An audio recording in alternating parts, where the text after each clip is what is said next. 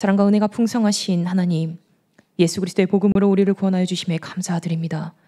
살아가는 모든 것이 주의 은혜임을 고백하며 허락하신 물질의 일부를 구별하여 주님께 올려드립니다. 주다에 언제나 주님의 사랑으로 인도하여 주시길 간절히 원하오니 주님 함께하여 주시옵소서. 이 드리는 손길마다 하나님의 풍성하신 은혜를 경험하게 하여 주시고 이 물질이 쓰이는 곳마다 생명권의 놀라운 능력이 나타나게 하여 주시옵소서. 감사드리며 예수 그리스도의 이름으로 기도드립니다. 아멘. 옆 사람과 함께 인사해 볼까요? 샬롬, 주님의 평화를 빕니다.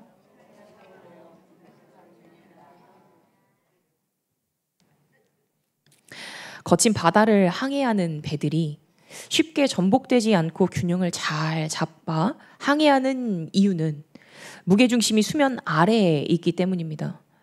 배 중심에 무거운 것을 두어 쉽게 전복되지 않게 고안한 것인데 배들의 바닥에는 모래나 돌 이런 무거운 것들로 바닥짐이라는 무게 중심을 둔다고 합니다. 그렇다면 인생을 항해하고 있는 우리는 나의 인생의 바닥짐은 무엇으로 채워져 있을까요? 오늘 말씀을 통해 나의 바닥짐이 무엇이고 다시 한번 점검해보는 시간을 갖고 온전히 하나님에게로 나아가는 저와 여러분이 되기를 소망합니다. 느헤미야는 원래 페르시아 왕국에서 왕의 술잔을 맡는 관원이었습니다.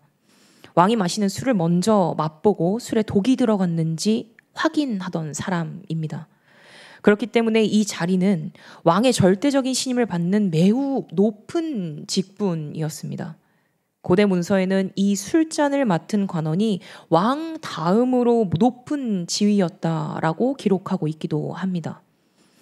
이렇게 이방 땅에서도 남부럴 것 없이 살던 이 느헤미야는 예루살렘 성이 다 허물어졌고 성문도 전부 불에 탔다는 소식을 듣게 됩니다. 유다 백성에게 예루살렘은 단순한 수도가 아니라 하나님의 나라로서의 정체성을 부여하는 중심이자 상징이었습니다. 그런데 그러한 중심이자 상징이 폐허가 되었다는 소식이 들려온 것입니다. 이 소식을 들은 느헤미야는 넉 달 동안 쉬지 않고 하나님께 기도를 하게 됩니다. 그리고 드디어 하나님이 아닥사스다 왕을 통해 예루살렘 성벽을 재건할 수 있도록 은혜를 베풀어 주시죠. 성벽 재건의 허락을 맡은 이 느헤미야는 유다 백성과 함께 성벽을 보수하기 시작합니다. 하지만 이 예루살렘 근처에 거하던 산발락과 도비아라는 사람이 느헤미야와 유다 백성이 성벽을 재건한다는 소식을 듣고 안 되겠다라고 생각하여 유다 백성을 조롱하며 위협하고 재건 사업을 열렬하게 방해하기 시작합니다. 처음에는 말뿐인 정도의 방해였습니다. 하지만 이들은 유다 백성을 공격하려는 계획을 짜기도 하고 느헤미야를 불러내어 죽이려고도 합니다. 오늘 본문의 말씀은 바로 이 성벽 재건 중 느헤미야가 위협을 받고 있는 상황입니다. 산발락과 게셈은 예루살렘 성벽 공사가 이제 거의 막바지에 이르렀다라는 말을 전해 듣게 됩니다. 그래서 그들은 느헤미야에게 사람을 보내죠. 사마리아와 예루살렘 성 중간쯤에 있는 오노라는 평지에서 우리 한번 보자라고 말을 전하게 됩니다.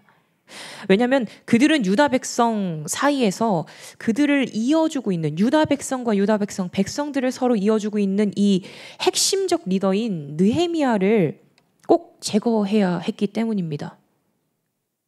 그래서 그들은 마치 평화 조약이라도 할 것처럼 온순하게 느헤미야에게 와라라고 편지를 보내죠. 교묘하고 간사한 전략으로 이 느헤미야를 제거하기 위해 술수를 쓰고 있었던 것인데 이런 때에 느헤미야는 이렇게 응답합니다.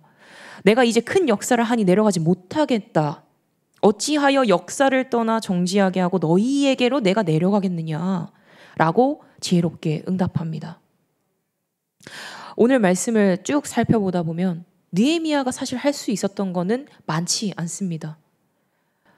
대적들이 더욱 교묘하게 다가와 나의 목숨을 위협하고 있는 그 상황에서 이 상황을 직감적으로 알았던 느헤미야는 그 자리에 가지 않으려고 부단히 적들의 편지를 계속해서 무시합니다. 그런데 이번에 오늘 말씀 본문에 5번째 편지가 도착합니다. 5절의 말씀입니다. 5번째는 그 종자의 손에 봉하지 않는 편지를 들려 내게 보냈다. 봉하지 않는 편지는 무슨 뜻입니까? 편지를 봉하지 않았다는 것은 누구든지 편지가 전달되는 과정에 그 편지의 내용을 볼 수 있게 했다라는 것입니다. 그렇다면 이 편지는 산발랏이 의도적으로 이 편지를 볼 수 있게끔 만들었을 수 있겠구나라는 것을 생각할 수 있습니다. 그렇다면 이 편지의 내용은 무엇이었을까요? 그 편지는 느헤미야가 아닥사스다 왕을 반역하고 모반을 계획하고 있다라는 모함이 적힌 협박 편지였습니다. 느헤미야를 비방하는 내용들이 조목조목 적혀 있고 그가 행하고 있는 예루살렘 성벽의 그 재건이 그 증거다라고 날조하고 있는 내용들이 수두룩빽빽하게 적혀 있었습니다. 이런 내용이 적혀 있는 편지를 5번째로 보낸 이 산발랏은 누군가 이 봉하지 않는 편지를 보고 말을 전해 소문이 퍼져나갈 것을 기대했었을 것입니다. 그리고 그 소문을 듣고 느헤미야와 백성들이 산발랏 자신의 의중을 파악하여 좀 무서워하고 두려워하여 이 모든 사태를 멈추기를 바랬을 것입니다. 그래서 더 이상 일을 진행할 수 없게 만들어 성벽 공사를 방해하고자 했던 것입니다. 하지만 이런 산발랏의 계획에도 이 계략에도 느헤미야의 비전과 맡은 사명은 멈추게 할 수 없었습니다. 그는 예루살렘 성벽 공사가 끝날 때까지 결코 쉴 수 없었습니다. 그에게는 하나님의 영광이라는 분명한 목적이 있었고 예루살렘 성벽 건설은 하나님이 다스리는 백성을 다시 한번 모으고 온 유다 백성이 다시금 하나님의 율법을 따라 살아가는 하나님 나라의 백성으로 회복될 수 있도록 하는 이 놀라운 비전을 품고 있었기 때문입니다. 느헤미야는 이 모든 음모를 돌파하기 위해선 꼭 하나님의 도우심이 필요하다라는 이 사실을 잘 알기에 하나님, 이제 내 손을 힘있게 하옵소서라고 기도할 수밖에 없었습니다. 이처럼 기도의 사람 느헤미야 중심에는 하나님과 하나님의 영광이라는 바닥짐이 존재했습니다. 그래서 그는 어떠한 일이나 환경 속에서도 하나님을 의지할 수 있었습니다. 적들이 코앞까지 쳐들어왔을 때 그는 먼저 하나님께 기도하였고 최선을 다해 대처하였고 그 모든 결과를 하나님께 맡겼습니다. 이것이 내 인생의 바닥짐에 하나님을 두고 있는 사람의 행동입니다. 사실 우리가 하나님께서 주시는 비전과 꿈을 가지고 살아갈 때 느헤미야가 당하는 이런 교묘한, 교활한 이 적들의 계략에 걸려들 때가 있습니다. 하나님과 적대 관계에 있는 사탄은 매우 영리합니다. 우리가 예상하지 못했던 경로와 통로로 우리를 공격해 들어오고 우리를 넘어뜨리기 위해 가장 영향력 있는 장소에서 우리를 기다리고 있습니다. 하나님보다 더 많이 사랑하는 내 가족, 사랑하는 남편, 사랑하는 아내, 사랑하는 자녀들, 남들에게 있어 보이는 사회적 지위, 안정된 삶을 살게 하는 자본주의의 돈, 내가 가진 직업, 지식을 자랑하는 학벌, 스펙, 외모를 자랑하는 잘생기고 예쁜 것, 이 모든 것들이 내 인생의 바닥짐에 하나님이 아닌 다른 것들로 채워 살아가는 경우가 너무나 많습니다. 입으로는 하나님을 제일로 생각한다, 하나님을 제일로 사랑한다라고 고백하면서 돈을 의지할 때가 많고 사람을 의지할 때가 많고 환경을 의지하며 살아갈 때가 너무나도 많습니다. 사탄은 나와 하나님과의 관계가 멀어지는 그때 그 틈을 노리고 비집고 들어옵니다. 교만에 빠뜨리기도 하고 어떨 때는 분쟁을 일으키기도 합니다. 사람과의 관계를 꼬이게 만들어서 서로 적대하며 싸우게도 만듭니다. 우리는 매 순간 하나님과 반대되는 이 사탄과 영적 전쟁을 벌이면서 매 순간 살아가는 것입니다. 세상을 살다 보면 온갖 종류의 시험과 어려움을 만나게 되는데 온갖 종류의 약점들이 우리의 삶을 괴롭게 만드는데 그런 순간에 나는 어떤 결정을 내리는가? 이 나의 결정에 따라 우리의 인생은 좋은 쪽이든 나쁜 쪽이든 어떠한 결과를 가져오게 됩니다. 만일 시련을 이기지 못하고 포기해 버린다면 우리는 상처를 입고 쓰러지게 될 것입니다. 그리고 그러한 포기는 결국 후회를 남기게 됩니다. 약점이라는 것도 마찬가지입니다. 우리는 매일을 살아갈 때 나의 수많은 약점들을 노출하며 살아갑니다. 사람마다 제각각 자기에게 약한 부분들이 존재할 것입니다. 어떤 사람은 먹는 유혹에, 어떤 사람은 도박을 끊을 수 없을 거고, 어떤 사람은 쇼핑을 계속해야 할 거고, 어떤 사람들은 계속해서 말을 해야 하고, 갖가지 등등 여러 가지의 내가 취약한 부분들이 존재합니다.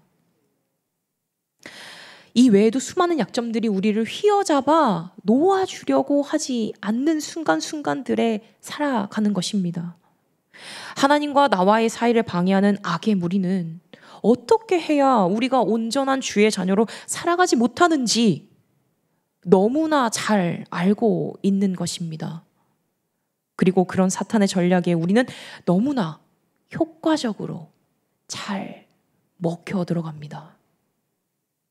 오늘 느헤미야는 이런 치열한 영적 전투에서 어떻게 반응하고 있습니까?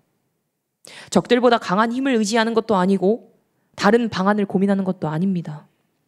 정면으로 대적들에게 맞서서 진실만을 이야기하고 먼저 하나님께 나아갑니다. 저들의 뜻대로 되지 않게 해달라고 하나님께 간구하며 기도합니다. 그래서 그는 이제 내 손에 힘있게 하옵소서라고 하나님께 외쳐 기도하고 있는 것입니다. 저들의 손이 강해지는 것이 아닌 느헤미야 자신의 손을 잡아달라고 하나님께 호소하고 있습니다. 이것이 바로 내 인생의 바닥짐을 하나님에게 둔 거룩한 하나님의 사람 느헤미야의 본질입니다. 느헤미야는 온전히 하나님을 의지하고 있었고 어떠한 고난이나 환난이 찾아와도 하나님께서 승리하실 것이다 라는 사실을 너무나 잘 알고 있었습니다. 그렇기 때문에 모든 것을 하나님께 기도하며 하나님의 도움을 구하는 기도만을 할 수 있었던 것입니다. 현재 우리는 무엇을 내 인생의 바닥짐으로 붙들며 살아가고 있습니까? 내가 붙들고 있는 바닥짐은 내 인생의 폭풍우가 몰아칠 때 나를 안전하게 지켜줄 수 있습니까? 정말 견고하게 나를 붙들어줄 수 있는 것입니까? 내가 벼랑 끝에 매달려 있을 때 나를 안전하게 지탱해 줄 수 있습니까? 하나님과 나와의 관계가 건강하게 유지될 때 이 틈이 없어집니다. 사단이 비집고 들어올 틈이 좁아지는 것입니다. 이 세상을 살아가면서 유혹으로부터 자유로운 사람은 없습니다. 길이 길고 힘든 아주 좁은 길일 것입니다. 이 유혹을 견디는 길은. 하지만 이제 내 손에 힘 있게 하옵소서라고 기도했던 이 느헤미야의 기도처럼 나 또한 하나님을 전적으로 신뢰하고 모든 것에 기도로 나아가시길 바랍니다. 어떤 고난 중일지라도 하나님께서는 나를 일으키실 힘이 있으시고 그분을 향해 나아갈 때 모든 것이 합력하여 선을 이룰 것이다 라는 믿음을 굳건히 세우시길 바랍니다. 어제의 나는 악의 공격에 주춤하고 넘어졌더라도 오늘 다시 한번 하나님 안에서 제대로 살아가고자 결심하는 저와 여러분이 되길 바랍니다. 나를 걸고 넘어지려는 모든 악한 공격들은 하나님 앞에서는 아무것도 아닙니다. 내가 할 수 없는 일들을 하나님께서는 하실 수 있고, 그분은 나를 많이 사랑하시고 아끼십니다. 귀히 여기십니다. 그리고 당신의 자녀가 악의 공격에서 승리하길 바라십니다. 그런 하나님이시기에 나의 간구에 마땅히 응답하실 것이고, 나에게 언제나 더 좋은 것을 주실 것입니다. 범사의 하나님을 인정하고 내 모든 것의 우선순위를 하나님께로 두는 내 인생의 바닥짐을 온전히 하나님으로부터 채우는 저와 여러분이 되기를 간절히 소망합니다. 기도하겠습니다. 홀로 영광받기에 합당하신 주님, 이 시간 주님 앞에 나와 예배하게 하심에 감사드립니다. 주님, 우리는 연약하여 주께서 주신 말씀을 온전히 믿지 못하고 의심하며 살아갑니다.